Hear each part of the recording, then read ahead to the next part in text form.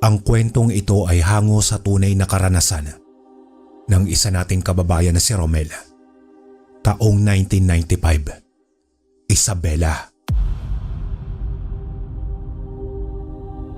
Romel, Diyos kong bata ka. Yung ipinag-uutos ko sa yung pakainin ng mga alaga kong panabo, nagawa mo na ba? Tiyo, simot na po yung pagkain nila eh. Kung bigyan niyo po muna kaya ako ng pambili para mapakain ko na po sila. Pinipilosopo mo ba akong bata ka? Sa kakabibili ko lang kahapon na. Naubos na agad ng 2 kilo. Tiyo, nagre-reklamo pa kayo kung titipirin ko sila sa pagkain. Tapos kung mabilis namang maubos, nagre-reklamo pa rin po kayo. Ano po bang dapat kong gawin? Abat talagang nagawa mo pang mga tuwiran. Ngunit bago pa mapalo ng tsinelas ni Tio Isko ang 13 anyos na si Romel, napunta ang atensyon na magtiyuhin sa pahangos na padating na si Esteban, ang binatang tambay sa kanilang kalye. Noon pa man ay kilala na ito sa kanila na isang tsismoso at nagpapakalat ng pekeng tsismis. Subalit nang ibalita nito ang nangyari sa mga alagang manok at bibe ng mga tao sa kabilang kalye, hindi rin napigilang mabahala ni Tio Isko. Sigurado ka ba, Esteban? Paano kung gawa-gawa mo na naman iyang balita mo? Paano ako maniniwala? O baka naman tinatakot mo lang kami dahil alam mong marami akong alagang panabong. Naku, hindi ako nagsisinungaling, Manong Isko. Sa katunayan yan, nagpatawag pa nga si Kapitan para magpulong sa barangay. May pabuya raw para sa makakahuli nang nagdanakaw at pumapatay ng mga manok at bibe. Talaga? Oh, ano pang hinihintay natin? Romel, ikaw na muna ang bahala sa mga alaga ko. Pupunta ako ngayon sa barangay nang malibre naman ang pagkain ng mga baby ko. Umalis si Tio Isko at naiwan si Romel na napapakamot sa ulo. Katatapos niya lang mag-igib ng tubig ng hapong iyon, kung kaya't naisipan niya muna magpahinga.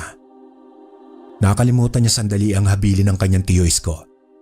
Dala ng pagod, nakatulog siyang namamaluktot sa mahabang upuang nasa kanilang kusina.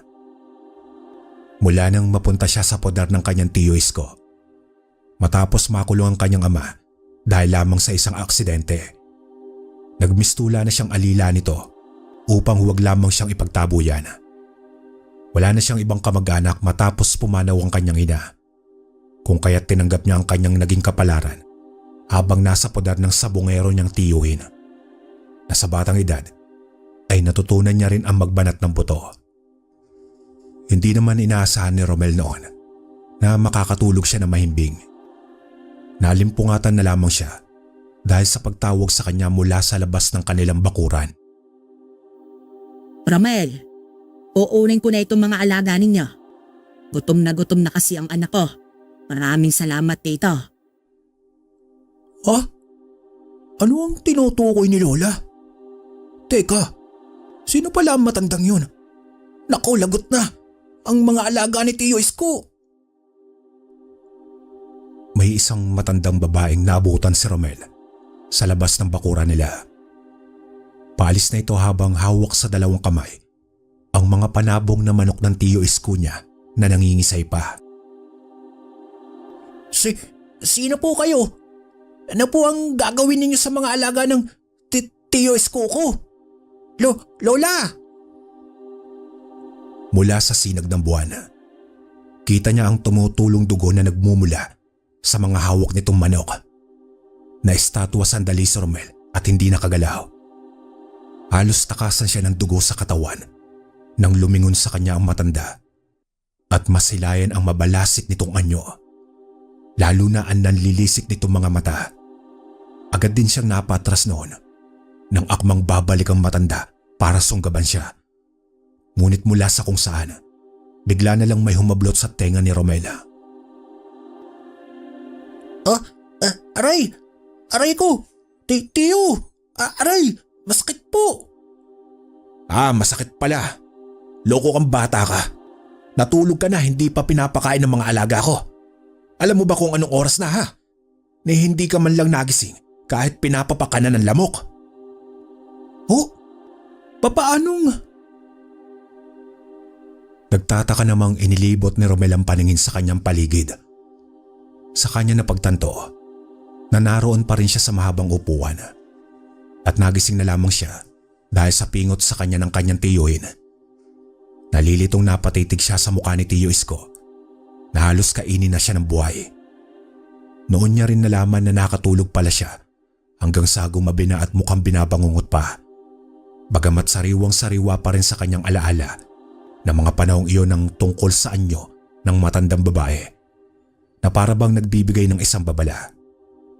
Kinabukasan, ginulantang na lamang sila ng pumalahaw na iyak ni Tiyo Isko. Halos magkulay suka naman ang mukha ni Romel nang madatnan niya ito, kung saan nakatali at nakakulong ang mga alagang panabong nito. Nagkalat sa lupa at mga kulungan ng balahibo ng mga manok at may iilang pang nagkalat na katawan ng mga ito sa bawat parte ng bakuran. Gutay-gutay at wala ng buhay. Romel, tignan mo kung anong nangyari sa mga mahal kong alaga. Halos nibutin na namin ang kabilang kali kagabi para lang mahuli ang namemeste sa lugar natin. Tapos, ang mga alaga ko na pala ang pinupuntirya nila. Paano na ito ngayon? Ang mga baby ko!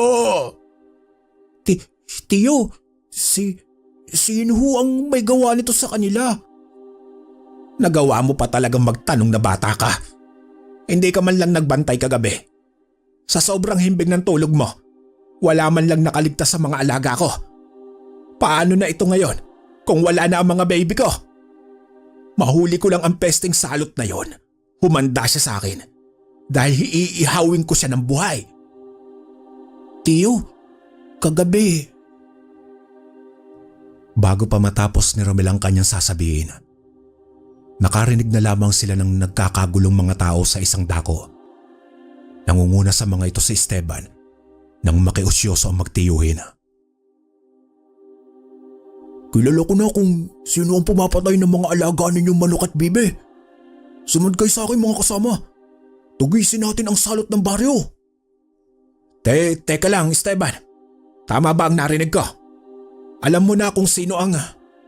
Teka, hindi ano kung di sino. Ibig mo bang sabihin, tao at hindi hayop ang may kagagawan ng mga pagpatay sa lugar natin? Oo, Manong Isko. Kitang-kita ko mismo ang matandang bagong lipat sa dulo ng baryo natin. Sa pagkakaalam ko, wala iyong alagang mga manok at alam kong hindi ka maniniwala sa nasaksiyan ko. Kitang-kita ko nang gilitan niya ng leeg ang 2 pares ng manok. Tapos ano? Ano ang ginawa niya sa mga manok na yon? Pinaglololoko mo ba ako? Naku, hindi ah. May isang malaking puno sa tabi ng kubo niya. Doon niya ipinapatak ang mga dugo ng mga manok. Hindi lang yun. Sa tingin ko pa, para siya nagdadasal at gumagawa ng orasyon. Talaga ba, Esteban? Hindi kaya isa pala siyang mangkukulam? Pero anong kinalaman niya sa mga natagpo ang katawan ng mga manok? Hindi mo ba alam na halos walang natira sa alaga kong panabong kagabi? Kung totoo man niyang sinasabi mo na may kinalaman ng matandang yon, hindi ko siya mapapatawad. Bago pa mapigilan ni Romel ang tiyuhin, sumabay na rin ito sa mga taga-baryo para puntahan ang matandang tinutukoy ni Esteban. May kanya-kanya silang dalang pandepensa na animoy susugod sa gyera. Nang maalala ni Romel ang tungkol sa kanyang naging panaginip, doon niya naisip na baka may katotohanan nga ang hinala ni Esteban. Mula naman sa kung saan, nakarinig ng boses si Romel. Psst! Bata! Ha? Ako ho bang tinatawag ninyo Mang Tata? Oo, hindi ba't pamangkin ka ni Isko? Ano pala ang pinagkakaguluhan ng mga taong yun kanina? Yung tungkol po sa mga gumagalang pumapatay ng mga alagang manok at bibe. Naniniwala po kasi sila na may kinalaman ng matandang ali sa duluhan. Mga ignorante! Kung ako sa'yo, iho, hindi na ako makikialam pa. May dahilan kung bakit nangyayari ang mga ito. Sa malamang ay pinagbabayad lamang sila sa kanilang mga kasalanan. Ang mabuti pa umuwi ka na. Saka kung ako sa iyo, huwag kang maniniwala sa Esteban na iyon. Oh, pero... Ngunit agad na siya noong pinagtabuyan nito. At hindi pa man siya nakakalayo mula sa tarangka ng bakuran ni Mang Tata na kilalang mag-uuling sa kanila. Nang may mapansin siyang gumagalaw sa gilid ng bahay ng matandang iyon. May malaking banga kasi roon na siyang napansin niyang gumalaw. Magtatanong pa sana siya nang malingunan niya ang matalim na tingin sa kanya ni Mang Tata na ikinataas na mga balahibo niya sa katawan. Samantala, gaya ng paalala ni Mang Tata, wala ngang katotohanan ng mga sinabi ni Esteban tungkol sa pagkatao ng matandang Ali na nagngangalang Lola Pina dahil umuwi ang kanyang tiyuhin na madilim ang anyo ng hapon ding iyon. Napakasinungaling talaga ng Esteban na yon. Sinasabi ko na nga ba hindi talaga mapagkakatiwalaan ng lalaking yon. Bakit po, Tiyo Isko? Ano bang nangyari? Nalaman kasi namin na isa palang albularya ang matandang yon at walang katotohanan ng pagiging mangkukulam o aswang niya. Ayon pa sa matanda, baka raw may gumagalang sigbin sa lugar natin. Kung wala naman daw kinalaman ng mga musang o alamid sa pagkamatay ng mga manok, baka raw kagagawan iyon ng isang sigbin. Sigbin? Yun ho bang tawag sa alaga ng aswang, Tiyo? Oo, Romel. Sa pagkakaalam ko pa nga, maliban sa pagsipsip ng dugo ng mga hayop, kumakain din sila ng uling at bulaklak ng kalabasa. Kaya siguro na disgrasya ang mga alaga ko dahil madalas kang magtapo ng uling sa likod ng bahay natin. Sorry po, Tiyo. Hindi ko naman po kasi alam. Ano pa nga ba ang magagawa ko? Kahit parusahan kita, hindi na maibabalik pa ang mga buhay ng mga alaga ko. Ang mabuti pa, paghandaan na lang natin ang paghuli ng sigbin na iyon nang makaganti naman ako. Ano bang dapat nating gawin, Tiyo? Wala kang dapat na gawin. Sasama ako ulit sa mga tanod sa pagroronda. Ang dapat mong gawin ay manatili rito sa bahay. Ang natira kong alaga ay itatali ko na lamang sa loob ng bahay. Kaya dapat mo itong bandayan. Dahil kung pati sila ay mawala, magbalot ka na ng damit mo dahil palalayasin na kitang inutil ka. Tiyo, talaga bang paalisin niyo po ako? Sige po, ako na ang bahala. Hindi ho ako matutulog hanggat wala pa kayo. Nang gabing iyon, pinilit nga ni Romel ang sariling manatiling gising kahit alauna na ng madaling araw. Ngunit dala ng maghapong gawain, hindi niya pa rin napigilang maidlip dala ng pagod. Nagising na lamang siya dahil sa pagkalabog at pag-iingay ng mga manok na nasa kusina. Hindi niya napigilang kabahan noon, bagamat sinikap niyang tapangan ng sarili. Dala naman ng gasera at maliit na palakol na siyang tanging niyang pandepensa. Tinungo niya ang kusina. Subalit napako siya sa kinatatayuan nang mula sa nakaawang na pintuan ng kusina na mukhang nakalimutan niyang isara, may aninong nakasilip doon. Nang mapatingin siya sa sahig, kitang-kita niya ang mga patak ng dugong nagkalat. Nang sundan niya ng tingin, palabas iyon sa nakaawang na pintuan. Kinilabutan siya ng mga oras na iyon sa isiping nakapasok sa loob ng bahay nila ang sigbing tinutukoy ng tiyo isko niya. Hanggang sa matigilan siya na makaamoy ng masangsang. Bakit ang baho? Parang nabubulok na karne. Ano kaya yun? Sa nanginginig na mga kamay at tuhod, sinikap niyang ihakbang ang mga paa palapit sa pintuan. At mula sa labas, kitang-kita niya sa sinag ng buwan at lampara ang isang nilalang na hindi mailarawan ng anyo sa isang normal na hayop. Mayroon itong malalaking tenga at parang sa kambing o aso ang wangis nito. Kumikinang ang may kalakihan nitong mga mata. Ang higit na nakakatakot sa anyo nito ay ang may katulisan nitong nguso at matutulis na dila na bahagya pang nakalawit. Umapatak ang dugo mula roon. Napatras si Romel sa tindi ng takot, lalo na nang mapansin niya ang kakaibang paghakbang nito dahil sa mas mahaba ang binti at mga paa nito sa likuran kaysa sa unahan. Titig na titig sa kanya ang nilalang na iyon. Umigkas din ang mahabang buntot nito na animoy isang latigo. Hanggang sa hindi na malaya ni Romel na naihina pala siya sa kanyang salawal, dala ng nerbiyos at pagkasindak. Tiyo! Tulong! Nabitawan niya ang dalang gasera at palakol. Wala sa sariling kumaripas siya ng takbo palabas ng bahay mula sa kanilang sala. Hindi na niya alintana pa kung ilang beses siyang matisod at madapa. Ang importante sa kanya noon ay ang makalayo. Sa pag-aakalang hinahabol siya ng nilalang. Hindi niya napigilan lumingon. Subalit sa kanyang pagharap ulit, pasubsob siyang bumangga sa dibdib ng isang tao. Anong nangyayari sa'yo, Iyo? Ayos ka lang ba? Lola? Ikaw yung… Romel, nasan ka na? Putakti kang bata ka. Bakit iniwan mong bukas at walang tao ang bahay? Hindi ba't sinabi ko sa'yo magbantay ka? Naku, lagot! Si Tiyo! Mukhang hinahanap ka na sa inyo. Umuwi ka na, Iyo. Ito palang pulseraso. Sa iyo na lang. Makakatulong iyan para maibsan ang takot mo. Matulog ka na pag uwi mo. Lola, hindi niyo ho ba ako sasaktan? At bakit naman kita sasaktan, abe? Alam mo kung buhay pa ang apo ko. Baka kasing edad mo lang siya. Sige na, umuwi ka na. Sige po, Lola. Saka salamat po dito sa pulseras. Walang anuman, Iyo. Basta wag mong hayaang manaig ang takot sa puso mo. Romel, anong ginagawa mo riyan? Narito ka lang palang bata ka? Talagang pinahihirapan mo pa ako?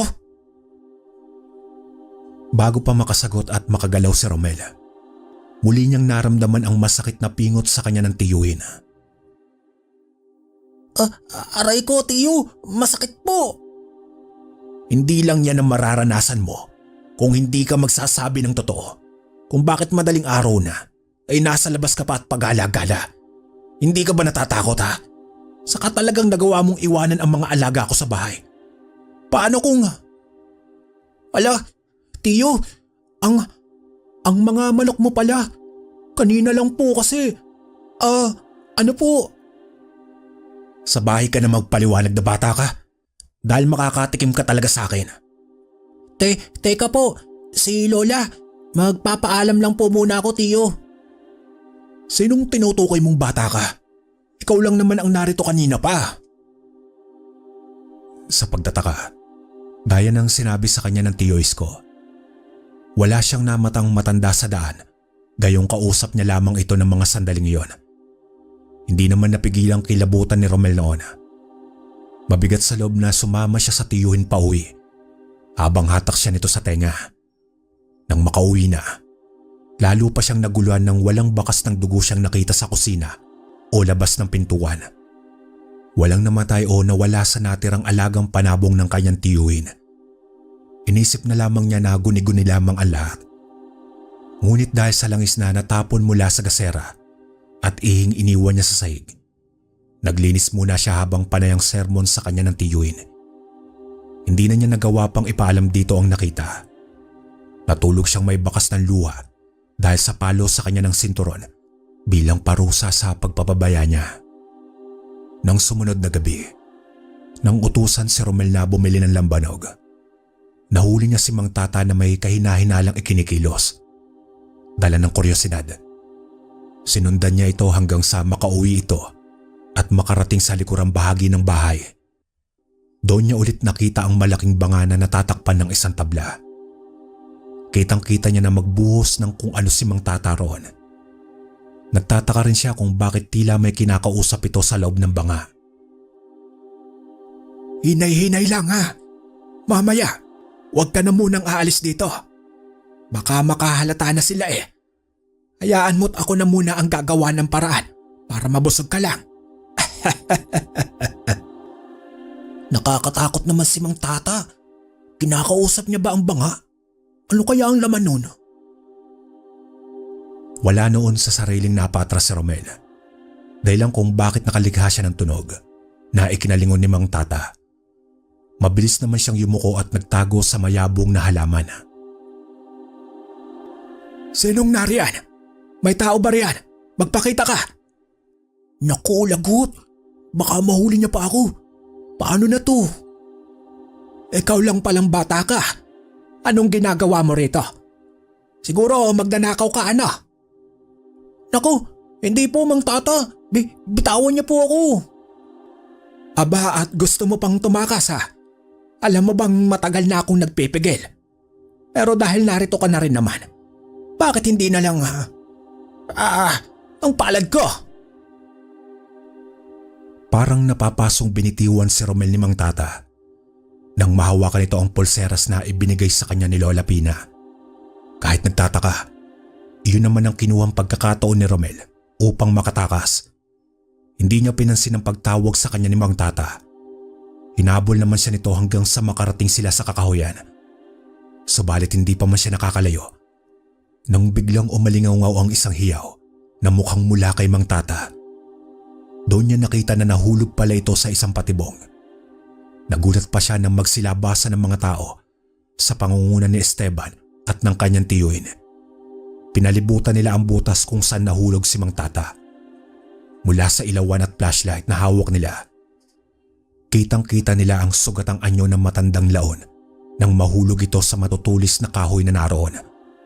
Nagbago ang anyo nito at ganap na naging aswang. Bagamat hindi na ito makagalaw pa dahil sa tinamo nitong pinsala. Nahuli rin natin ang isang tunay na salot. Sa pagkakataong ito, hindi na siya makakatakas pa.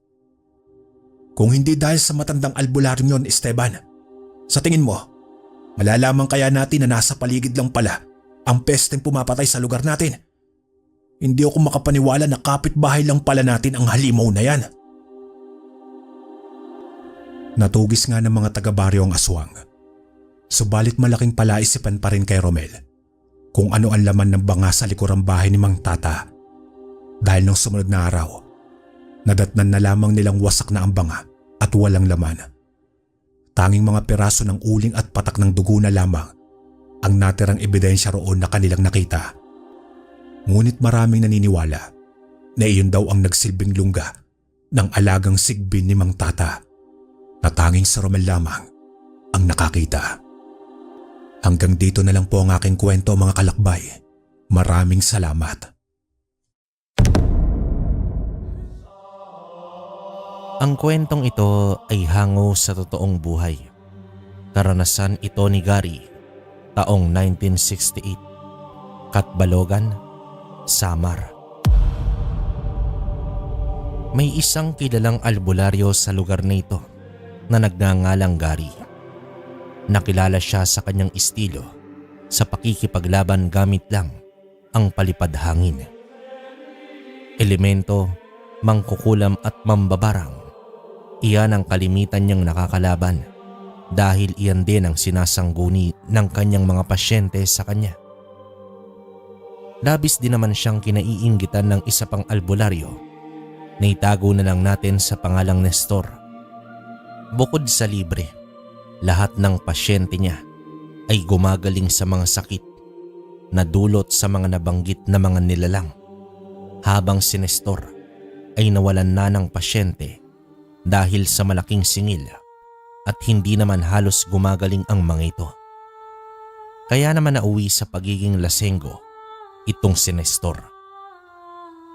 Ang hanap buhay ni Gary ay ang pagbebenta ng kamoting kahoy dahil sa halos araw-araw ay dinadayo siya ng mga pasyente. Kaya naman hindi na siya nakakabenta ng normal. At dahil doon, ang mga kamag-anak na ng pasyente ang bumibili ng mga paninda niya. Kilalang mabait at matulungin si Gary sa mga tao. Subalit may isang sikreto mula sa kanyang nakaraan ang pilit nitong tinatakasan. Babalik tayo 3 dekada na ang nakalipas. Baguhang albularyo pa lamang noon si Gary sa isang lugar sa Masbate. Minsan ang umibig si Gary sa isang babae. Tawagin na lang natin sa pangalang Lily. Si Lily ay isang napakagandang dilag. Morena, mahaba ang buhok na medyo kulot. May nakakatandang kapatid si Lily na itago na lang natin sa pangalang Digna. Habang nililigawan ni Gary si Lily, ay halos mamatay naman sa selos si Digna. May lihim na pagtingin pala siya kay Gary. Malugod naman na pinakisamahan si Gary ng mga magulang ni Lily. Lingid sa kaalaman ni Gary, ang mga magulang pala ni Lily at Digna ay purong mga aswang. Pero sinanay nila ang sarili na hindi kumain ng karne ng tao. Nasa kaliwaman ay purong mabubuting tao ang mga magulang ni Lily. Naniniwala sila sa katahimikan sa magkabilaang panig. Kaya naman namuhay sila na nakikisalamuha sa mga tao at hindi gumawa ng bagay na maaaring ikagalit ng mga tao sa kanila. Ang sikreto ng mga magulang ay hindi nalihim sa magkapatid upang tuluyang maputol ang pagiging aswang ng kanilang lahi. Balak ng mag-asawa na hindi na ipapasa sa mga anak ang bertud ng aswang. Hanggang sa dumating ang punto na naging magkasintahan na nga sina Lily at Gary. Habang masaya ang dalawa, may isang tao na may lihim na galit, si Digna. Subalit iba ang pinapakita ni Digna sa dalawa. Animoy botong-boto ito sa kanila. Sa mga araw na lumilipas, walang tigil sa pag-iisip si Digna kung papaano sirain ang dalawa. Dumating naman ang araw na nagkasakit ang kanilang ama. Inaasahan na nila yon. Hindi kasi normal sa lahi nila ang hindi kumain ng tao at labis itong nakakaapekto para sa kalusugan nila. Mariing bilin ng kanyang ama na sa oras na mailuwa niya na ang bertud ay ilibing ito sa lupa kung saan walang makakahanap. Subalit dadanasin naman ng kanyang ama ang walang katapusang sakit, pero kahit ganoon pa man ang mangyari ay malugod itong tatanggapin ng kanyang ama.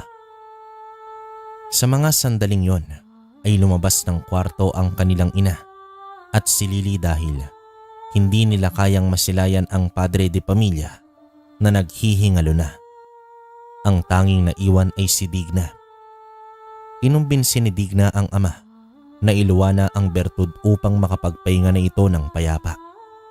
Nang mailuwa na ang bertud ay napangiti naman ang ama at inutusan ang anak na ilibing na ito. Ngunit biglang isinubo ni Digna ang bertud at dito nag-iba ang itsura ng ama. Tila napalitan ito ng galit. Nais man itong magsalita pa ay hindi na nito nagawa hanggang sa nalagutan na ito ng hininga. Naramdaman ng asawa na lumisa na sa mundo ang minamahal niya. Napayuko na lamang ito at umiiyak habang kayakap si Lily. Ilang saglit pa ay pumasok na sila sa kwarto. Matapos mayakap ang asawa ay hinanap ng ina ang bertud. Nakatayo lang naman si Digna sa may sulok at hindi umiimik. Lily, akin na ang bertud upang mailibing ko na. Ngunit biglang bumagsak si Digna at dito nangisay. Alam na agad ng kanyang ina na nilunok ni Digna ang bertud, kaya sobrang nagalit ito at pinilit na ipaluwa ang bertud kahit alam niya na hindi na yon magagawa ng anak. Lumipas ang ilang araw ay nag-umpisa na ang mga senyales ng pagiging aswang ni Digna. Pilit pa itong kinakausap ng kanyang ina na maging matatag at labanan ang paghahayop sa laman ng tao.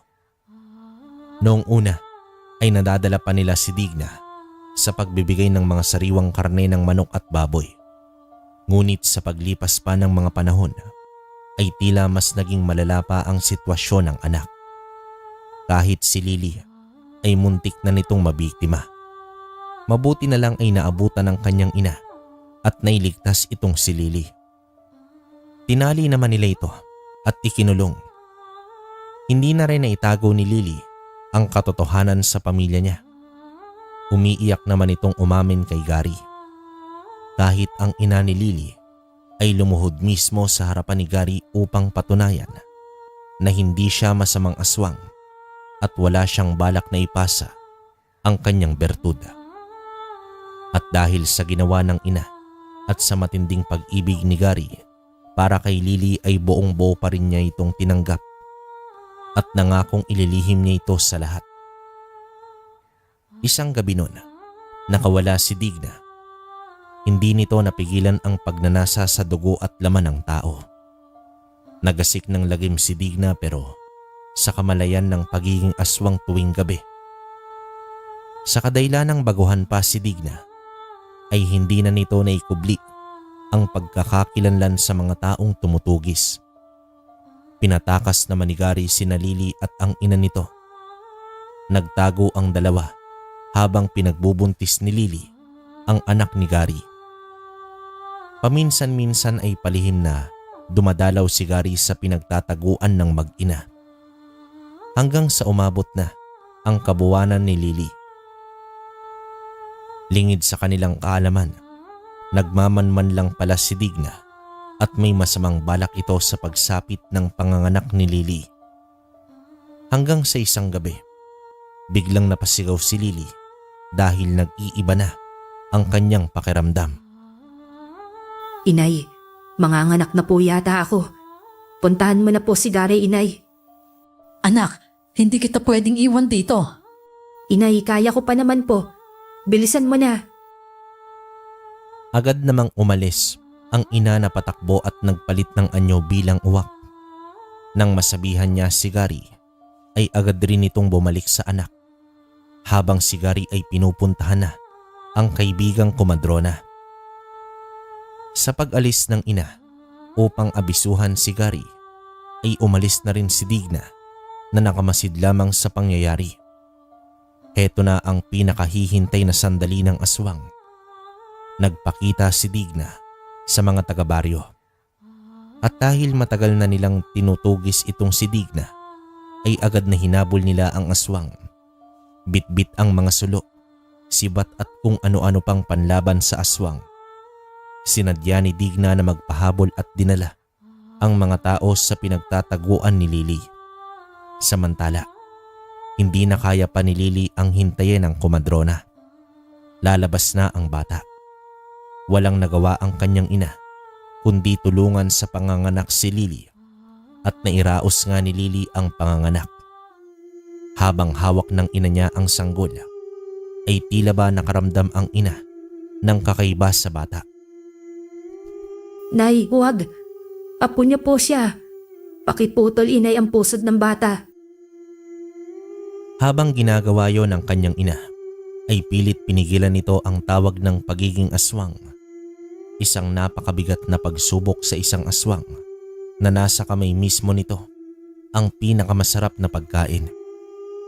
Subalit na pagtagumpayan naman ito ng aswang. Habang nililinis ng ina ang mga dugo sa may sahig, ay masaya naman si Lily na kapiling ang malusog na sanggol na isang lalaki. Subalit biglang sumulpot si Digna at agad kinuha ang bata. Ginawa naman ng ina na bawiin ang bata, subalit mas malakas si Digna kesa sa nanay nito. Tumalon pa si Digna sa bintana, bitbit ang sanggol. Walang tigil naman sa pag-iyak si Lily. Akmang hahabulin na sana ito ng kanyang ina. Ngunit narinig nila ang mga boses na nagsisigawan papalapit sa kanila. Pagsilip ng kanyang ina sa may siwang ng kanilang dingding, ang mga taga-baryo ang nagbabadyang sumugod sa kanila. Agad hinarap ng babaeng aswang ang mga taong yon. Nagpaliwanag ito ngunit hindi naman siya pinakinggan. Bagkus, may tumamang sibat sa kanyang balikat. Wala nang nagawa ang ina kundi maging aswang at ipagtanggol ang anak na inaakala ng mga tao na isang aswang. Habang sa dilim ay nakakubli lamang si Digna at nakatingin lang sa pinagtutulungan na ang kanyang ina. Napabagsak ng mga taga-baryo ang aswang. Pinipilit pa nitong gumapang patungo sa kanyang anak. Magkayakap ang dalawa habang tinutupok ng apoy ang bahay. at iniwan na ng mga tao. Sa kabilang direksyon naman ay dumating na sina Gary at ang kumadrona. Nais pa sanang apulahin ni Gary ang apoy, ngunit pinigilan siya ng kumadrona. Dahil sa itsura ng bahay, wala na talagang makakaligtas doon. Napaluhod na lamang sa lupa si Gary. Katulad sa pagkatupok ng bahay ay natupok na rin ang mga pangarap niya para sa kanyang pamilya. At dahil doon, umalis siya ng Masbate at nagpunta ng Katbalogan upang tuluyang malimutan ang napakasamang karanasan. Isang umaga noon, ang kauna-unahang pasyente ni Gary sa araw na yon ay isang biktima ng kulam. Nakakatayo at nakakalakad pa naman ito, kaso lang, tulala at namumutla na. Nang mahawakan nito ni Gary, sinabi nito sa mga magulang na wala na ang kalahati ng kaluluwa ng anak nila. Pero inabisuhan rin niya ang mag-asawa na magtiwala lang sa Diyos. Matapos nitong pinaiga ang pasyente, ay nagtanong si Gary kung alam ba nila ang dahilan kung bakit kinulam ang binatilyo. At ayon sa ina ng biktima, ay napaglaruan daw ito ng matandang babae.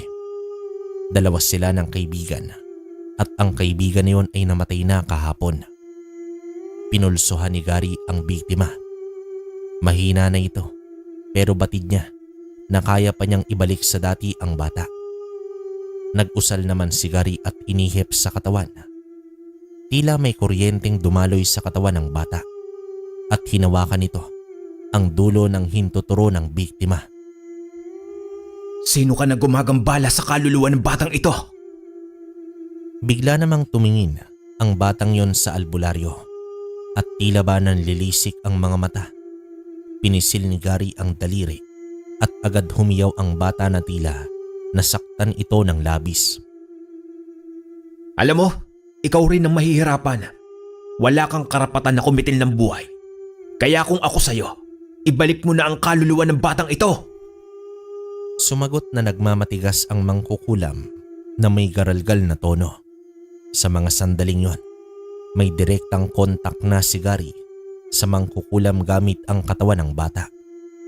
At ayon pa kay Gary, kapag hindi ibinalik nito ang kaluluwa ng bata, ay siya mismo ang babawi nito at hindi yon magiging maganda para sa mangkukulam. Ngunit patuloy pa rin sa pagmamatigas ang matanda at hinamon pa ang albularyo. Dahil sa narinig ay biglang hinampas ng kamay ni Gary ang tiyan ng bata at tila may hinugot siya rito. Umatungal naman ang bata at umangat ang katawan na tila bahagya itong nakalutang sa ere. Ilang saglit pa ay dito na bumagsak ang katawan ng bata at pumikit na ang mga mata. Tumayo naman si Gary at lumapit sa bintana at nag-usal. Makalipas lamang ang ilang minuto ay humarap sa mag-asawa. Sinabi nito na bantayan ang anak at kapag nagising, hihingi daw yon ng tubig at painumin at pwede na silang umuwi. Lumabas ng kwarto si Gary at uminom ng kape. Maya-maya pa ay lumabas na ang tatlo na animoy walang nangyari sa bata. Labis-labis naman ang pasalamat ng mag-anak sa kanya. Nang tinanong ng ama ng bata kung ano ang nangyari sa kumulam sa kanilang anak, ay sumagot lang naman si Gary ng, Dinaranas na niya ngayon ang unti-unting mawalan ng kaluluwa. Ibinalik ko lang sa kanya ang kanyang ginawa. Umuwi na kayo. At ikaw bata, maging aral sana sa'yo ang naranasan mo. Dahil kapag inulit mo pa ito, hindi na kita pagbibigyan. Tumango at nangako naman ang binatilyo na magpapakabait na. Kakatapos lang na mag-agahan ni Gary ay may pasyente na naman.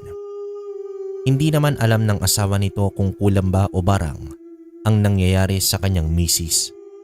Kasama nito ang bayaw at nakatali ng lubid ang mga kamay ng asawa nito dahil nagwawala raw ito.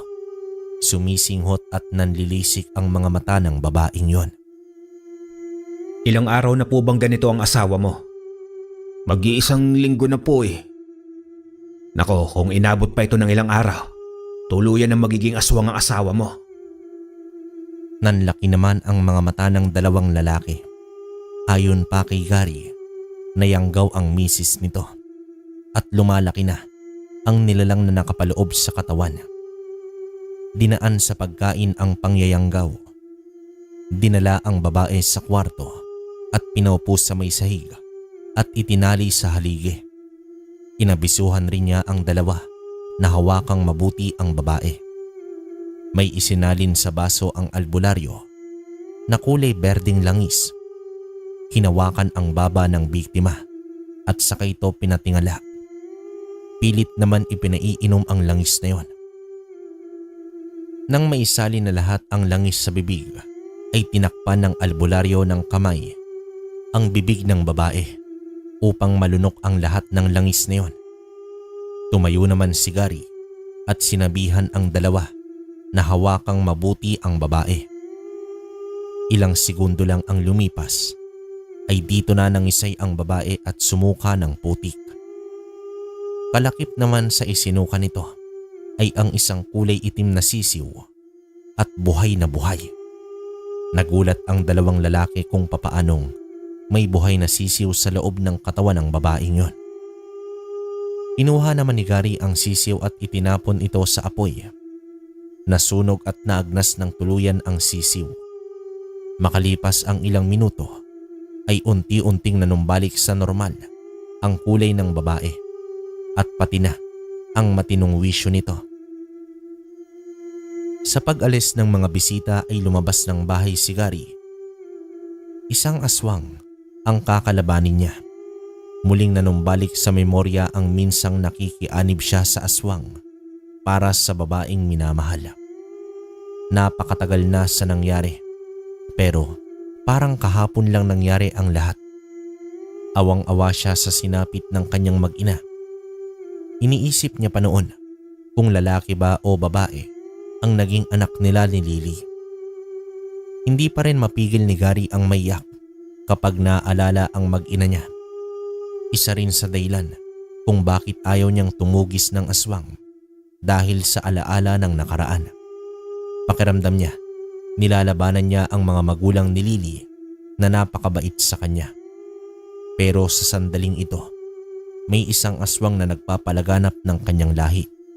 At alam ito ni Gary kung nasaan dahil sa marka na iniwan ito sa biktimang babae. Nag-usal si Gary ng pamatay aswang at palipad hangin. Malakas ang palipad hangin ni Gary ngunit limitado ito sa isang gabunan. Minsan isang hapon, habang mag-isang umiinom ng tuba si Nestor, may lumapit naman sa kanya na isang matipunong lalaki. Nung una ay nagalit pa si Nestor sa lalaking yon, ngunit nang ito'y nagwika ng, Tatang, gusto mo bang tulungan kitang pabagsakan si Gary? nanlaki ang mga mata ni Nestor sa kanyang narinig. Ayon sa lalaking yon, matagal niya nang inoobserbahan si Nestor at si Gary. Lantaran din itong inamin na isa siyang aswang at kayang-kaya niyang tapusin si Gary. Ang tanging gagawin ni Nestor ay makipaglapit kay Gary at iulat sa aswang ang anumang impormasyon na makukuha niya sa albularyo. Sumang-ayon naman si Nestor at nakipagkasundo nga sa isang aswang. Isang umaga ay napadalaw si Nestor sa bahay ni Gary. Biglang nakipagmabutihan si Nestor sa kanya. Sinabayan lang naman ni Gary ang pagiging mabait ni Nestor sa kanya. Parang Gary, pagpasensyahan mo na ako. Ang totoo niya, naiinggit ako sa'yo dahil dinudumog ka ng mga pasyente. Samantalang ako ni isa wala.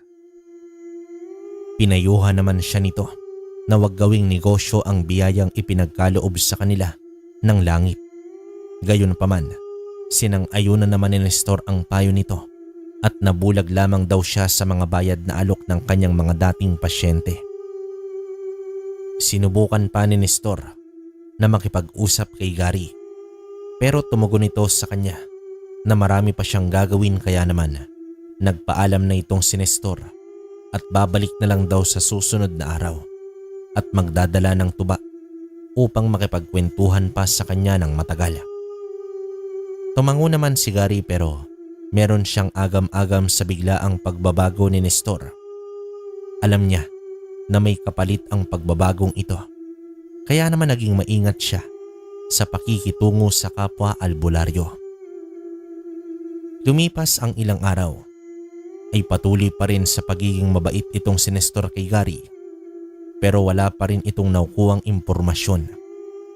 Samantala, isang hapon, biglang dumating ang lalaking nakipagkasundo kay Nestor at nagtatanong kung meron na bang mahalagang impormasyon siyang may uulat. Ang lalaking ito ay nagngangalang Darius. Sa pakikipag-usap ng lalaki kay Nestor, nasipat niya ang isang matandang babae na nasa labas ng kanyang bakuran. Ang sabi naman ni Darius, iyahin daw niya ang babaeng yon. Medyo napapalunok ng laway si Nestor nang masilayan niya ang matandang babae. Tila may dala itong napakasamang aura. Tinanong naman ni Nestor si Darius kung kilala ba niya si Gary. Sumagot naman ang binata na kilalang kilala niya raw si Gary. Ayon pa sa binata na itong si Gary ay tubong masbate at kaya ito umalis sa lugar dahil ipinagkanulo niya ang isang kaibigan para sa kanyang kaligtasan. Ngumisi naman itong si Nestor dahil may nahanap na rin siyang butas sa kalabang albularyo. Isang hapon, nang umalis ang pinakauling pasyente ni Gary, ay lumapit si Nestor sa kanya. Iba ang ngiti ni Nestor sa mga sandaling yon na tila ba nakakaloko. Ang akala ng karamihan na ang isang mabait at matulungin ay minsan pala nagtraidor. Napakunot ang noo ni Gary at tinanong kung anong ibig sabihin ni Nestor. Inilahad ni Nestor ang lugar na pinanggalingan ni Gary pati ang pagtraidor niya sa isang kaibigan. Nagulat naman noon si Gary kung papaano nalaman ni Nestor ang kanyang pinagmulan. Tinanong naman agad ni Gary kung kanino nakuha ang impormasyon tungkol sa kanyang pinagmulan. Tumawa lang naman si Nestor at nagsabing matatapos na ang mga araw nito at lumakad na palayo si Nestor. Nag-iwan naman ito ng matinding pag-iisip kay Gary. Sa kanyang pagbabalik tanaw, wala nang ibang naisip si Gary kung sino ang nakakaalam ng kanyang pinagmulan. Walang iba kundi si Digna. Ang ibig sabihin lang nito ay nasa Katbalogan na pala si Digna. Buhay pa pala ang aswang na iyon. Hanggang isang araw na sipat ni Gary si Nestor na may kausap na isang lalaki. Agad ibinaling ni Gary ang kanyang sarili sa ibang direksyon dahil malakas ang kanyang naramdaman na ang kausap ni Nestor ay isang aswang. Pero sino kaya ang lalaking yon? May kaugnayan ba ito kay Digna? Tanong ni Gary sa kanyang sarili. Lumipas pa ang ilang araw. Madalas na nakikita ni Gary si Nestor na nakikipag-inuman sa lalaking yon. Subalit lingid sa kanyang kaalaman, nagmamasid lang pala sa kanya ang kapatid ni Lily. Hanggang isang takip silim, nasipat ni Gary ang lalaki na nakatayo sa di kalayuan ng kanyang bahay. Ninais ni Gary na lapitan ang lalaking yon upang tanungin kung ano ang sadya nito sa kanya. Subalit bigla itong tumakbo at nawala sa kanyang paningin. Nalilito na si Gary dahil kung si Digna ay nandito, bakit isang lalaki ang nagpapakita? Hanggang isang gabi nun, kabilugan ng buwan, umupo si Gary sa balkonahe ng kanyang bahay. Malimit gawin ni Gary ang tumambay sa kanyang balkonahe kapag maliwanag ang buwan, hanggang sa may namuong imahe ng isang lalaki sa di kalayuan na nagkukubli sa mga puno. Hindi naman nakaligtas sa paningin at sa tindi ng pakiramdam ni Gary sa mga nilalang ang presensya ng lalaking yon. Tumayo si Gary at bumaba sa kanyang bakuran at hinarap ang lalaking nakakubli. Maya-maya pa, hinamon ito ni Gary na humarap ng malapitan at kung nais nitong makipaglaban ay hindi siya aatras. Dahan-dahan lang lumapit ang lalaki at unti-unting nabuo ang itsura nito. Sino ka at ano bang kailangan mo sa akin? Sa wakas, ay natagpuan na rin kitang traitor ka. Hindi naman maintindihan ni Gary ang pinagsasabi ng lalaki sa kanyang harapan. Sa gitna ng kanyang pakikipag-usap sa lalaking yun, ay biglang sumulpot itong si Digna. Kamusta ka na, Gary? Nagtataka naman si Gary kung ano ang ginagawa ni Digna sa lugar na ito at ano ba talaga ang kanyang sadya. Ayon naman kay Digna, may laban pa silang hindi natatapos at sinabi rin ni Digna ang pangalan ng lalaki at kung sino ito sa buhay ng albularyo.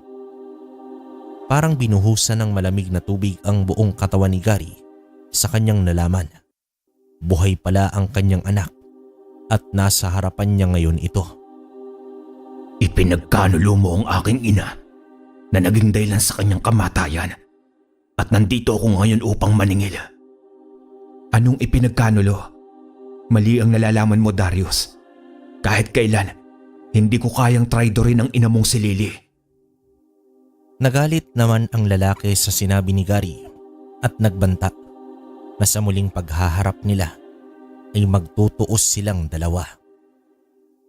Hindi naman malaman ni Gary ang kanyang nararamdaman. Natuwa siya nang makita na buhay pala ang kanyang anak pero sa mga pinagsasabi nito ay meron itong itinim na matinding galit para sa kanya. Sa inuha pa nito, kagagawan ito ni Digna upang magkaroon ng matinding galit ang mismong anak nito. Makalipas ang ilang araw, umugong na ang balita ng mga taong naging biktima ng aswang. Ayon sa mga nakakita, isang matandang babae at isang binata ang umatake. Alam ni Gary na si Darius at Digna ang mga yon. Isang umaga, muling bumalik si Nestor sa bahay ni Gary. O ano, Gary? Maganda ba ang mga nababalitaan mo? Na sarili mong anak ang nag-aasik ng lagim?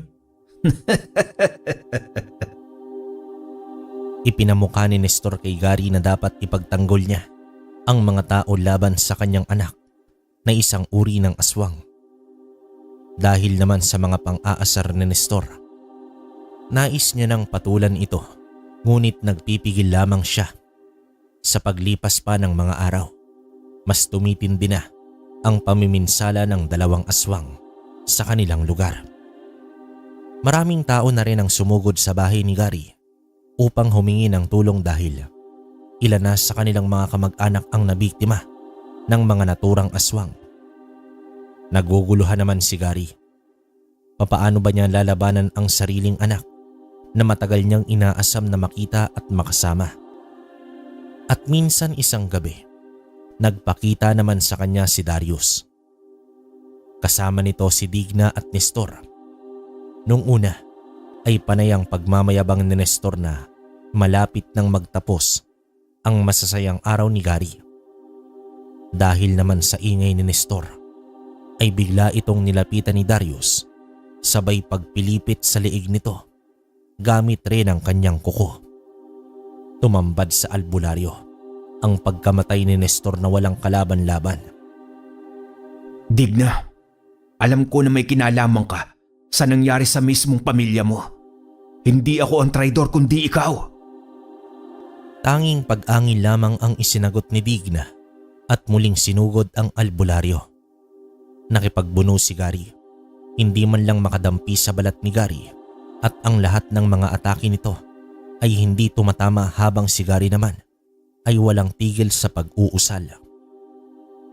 Purong palipad hangin lamang ang ganti ni Gary sa mga atake ni Digna at habang nakikipaglaban ang tiyahin sa kanyang ama, walang patid naman na nilantakan ni Darius ang katawan ni Nestor. Isang patunay na ang anak nito ay tuluyan ang naging isang demonyo.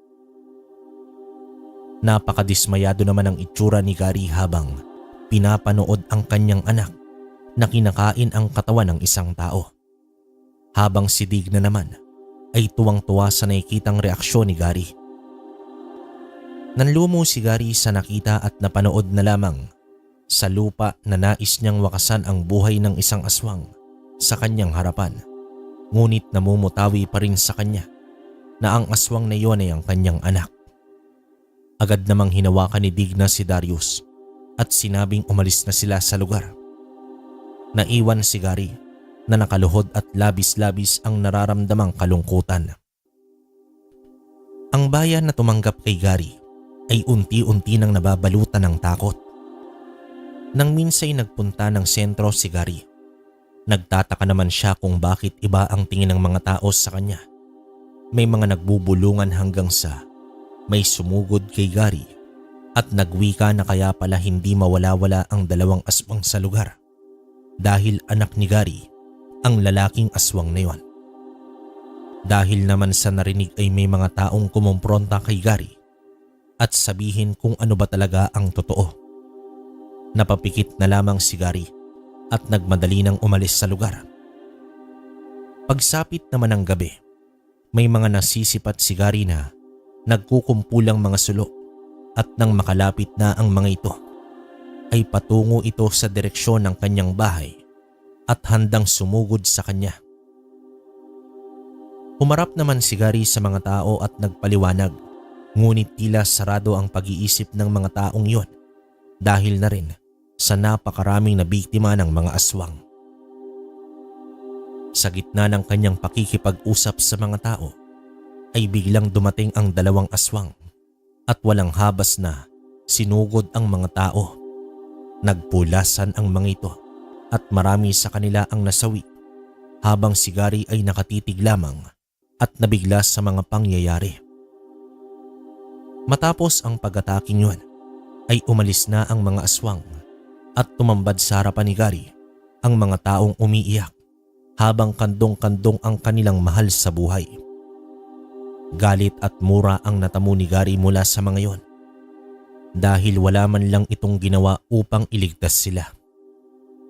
Habang tinitingnan ni Gary na umaalis ang mga tao, dala-dala ang mga bangkay ng kanilang mga minamahal, napagtanto ni Gary na nawala ng pag-asa ang kanyang anak kahit ano pa ang gawin nitong pagpapaliwanag. Tuluyan na itong nasakop ng kasamaan. Sa mga sandaling yon, kailangan na ni Gary ang magpasya. Sa sumunod na gabi, naramdaman ni Gary na nasa malapit lamang ang dalawa. Kaya naman maigi niya itong pinakikiramdaman at nang matuntun niya ang eksaktong lokasyon ni Digna, ay agad siyang nagpalipad hangin. May biglang umangil naman at bumagsak sa lupa. Agad itong pinuntahan ni Gary at ipinako ang aswang sa lupa sa pamamagitan ng kanyang usal at pinahihirapan ng gusto ni Gary ang kaluluwa ni Digna. Habang sumunod naman sa kanya itong si Darius, ngunit iniangat lang ni Gary ang kanyang isang kamay at napako na ang mga paa ni Darius sa lupa. Labis naman na paghihirap ang ginawa ni Gary kay Digna hanggang sa mapaamin niya na ito sa katotohanan. Ayon pa sa babaeng yon, kaya lang naman niya ito nagawa dahil sa matinding pagmamahal niya kay Gary noon. Nang dahil sa mga nalaman ay bumalot ang galit sa pagkatao ni Gary para kay Digna.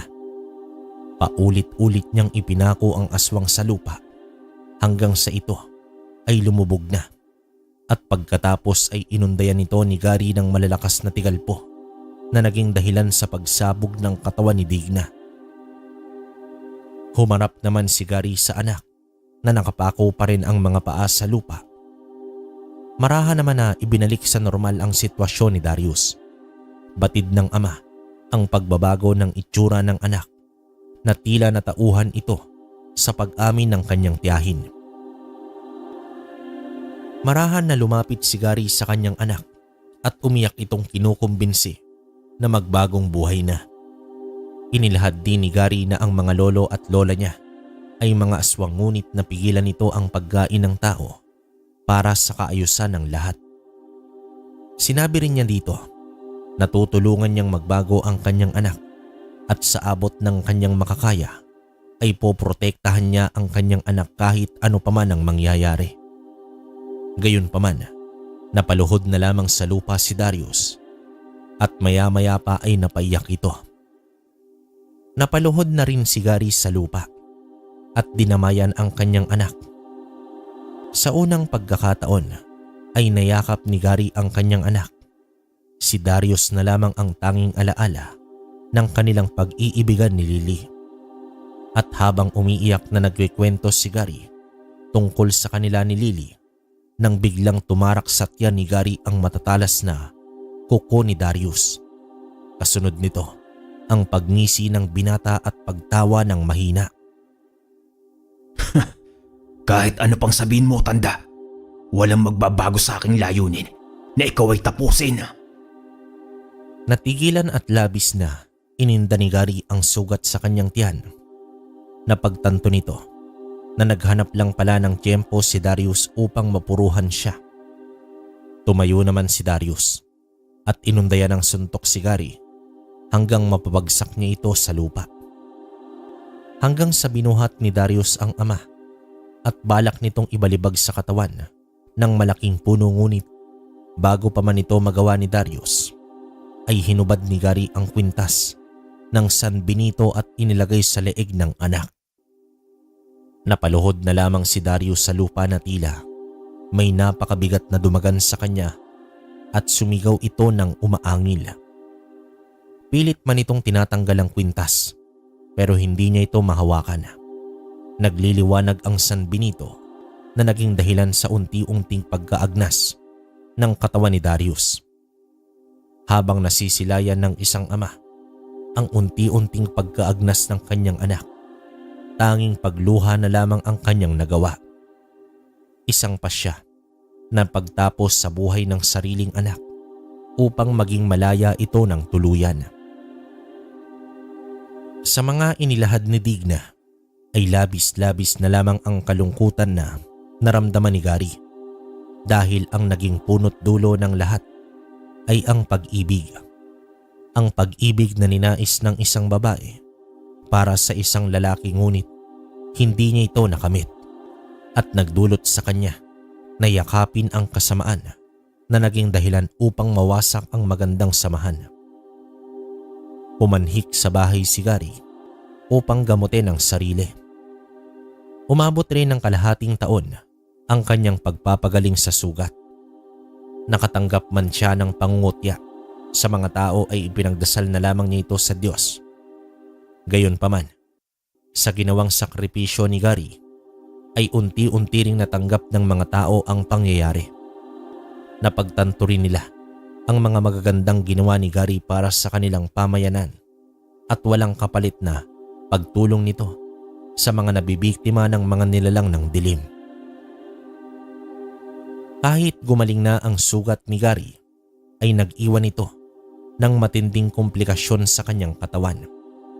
Naging dahilan sa paghina ng kanyang katawan hanggang sa dumating ang punto na nahihirapan na siyang bumangon. Napakalungkot dahil mag-isa lang sa buhay si Gary. Kahit ang paghanda ng kanyang sariling makakain ay hindi niya na nagagawa. Hanggang isang araw, may bumisita sa kanya. Ang binatilyong minsan na rin niyang tinulungan at napagaling ay nagbigay sa kanya ng tulong. Kinupkup na rin nila ang matandang albularyo dahil wala na itong kakayahang alagaan pa ang sarili. Bilang pasasalamat ng binatilyo ay inalagaan niya si Gary hanggang sa uling hininga nito. Namaya pa si Gary at binigyan ng maganda at maayos na libing sa pamilya ng binatilyo. At sa pagtanda ng binatilyo, hinding-hindi niya makakalimutan ang kwento ng buhay ni Gary. May mga nagsasabi na ang pinakamakapangyarihan sa mundo ay ang pag-ibig. Kaya nitong ayusin at sirain ang mundo. Napakaraming tao ang nasira ang buhay at sumira pa ng buhay sa maling pag-ibig. Kung alam lang sana ng lahat ng tao kung ano ang totoong pag-ibig, wala sanang mga pangyayaring katulad ng sa naranasan ni Gary. Wakas,